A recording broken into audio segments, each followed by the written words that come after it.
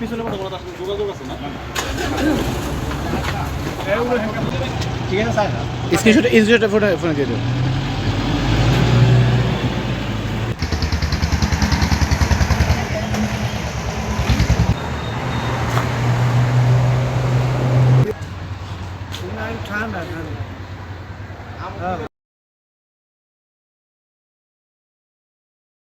আমরা কালকিনি সামাজিক সংগঠনের ভলান্টিয়াররা জানতে পারি যে বুরগাটা আলাউদ্দিন ক্লিনিকে একজন ভুয়া ডাক্তার পরিচয়ে বিভিন্ন সার্জারি করে থাকেন।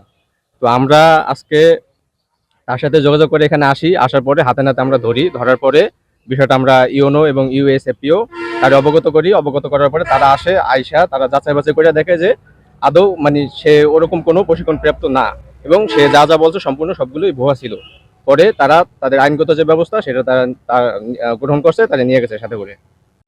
সবুজ নামে এক লোক ডাক্তার পরিচয় দেয় এবং আমাকে বলে যে আমি একটা ফ্রি মুসলমানি করাবো, আমাকে এখানে সুযোগ দিবেন কিনা। তখন বললাম যে যদি আপনি করতে পারেন বা আপনার ডাক্তারি সার্টিফিকেট থাকে তাহলে করতে পারেন, এবং এই যদি রোগী গরিব হয় তাহলে আমি ঔষধপাতিও ফ্রি দেবো না। কিন্তু কিছুক্ষণ পরে আমি জানতে পারলাম বিভিন্ন লোকের মাধ্যমে যে সে ডাক্তার না, তার দিয়ে করান যাবে না। এই আমি এবার বললাম যে তুমি এই অপারেশন করো না। ইতিমধ্যেই ইউনো সাহেব আসলেন, আয়সা ওকে নিয়ে গেল। আর এই ছেলে কখনোই আমার এখানে আসে নাই আগে। এটা আমি করতেছি প্রায় 6 মাস যাবত। আপনি এইখানে কি মুসলমানি করান কতদিন যাবত? আমি এখানে আজকে ফার্স্ট। হ্যাঁ, আপনার কি রাইট আছে মুসলমানি করানোর?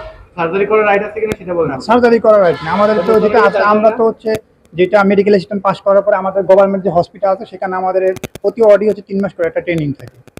যে আমার কাছে কিছুক্ষণ আগে একটি ফোন আসে যে আমাদের কালকিনি বুরগাটায় আলাউদ্দিন যে ক্লিনিক রয়েছে সেখানে একজন ভদ্রলোক তিনি ডাক্তার পরিচয়ে সুন্নতে খাতনা করাচ্ছেন, কিন্তু তার আসলে সেই সংক্রান্ত কোনো কাগজপত্র বা তার দক্ষতার বিষয়ে কোনো সার্টিফিকেট নেই। এই খবর পেয়ে আমি তৎক্ষণাৎ ঘটনাস্থলে আসি, এসে তাকে জিজ্ঞাসাবাদ করি তার কাছে যে সুন্নতে খাতনা করে থাকেন, মুসলমানি করে থাকেন, এ বিষয়ে তার কোনো কি বলে মানে প্রশিক্ষণ বা কোনো বিশেষ দক্ষতা তার নেই। এজন্য আমরা তাকে নিয়ে যাচ্ছি, তার বিরুদ্ধে আইনগত ব্যবস্থা গ্রহণ করা হবে।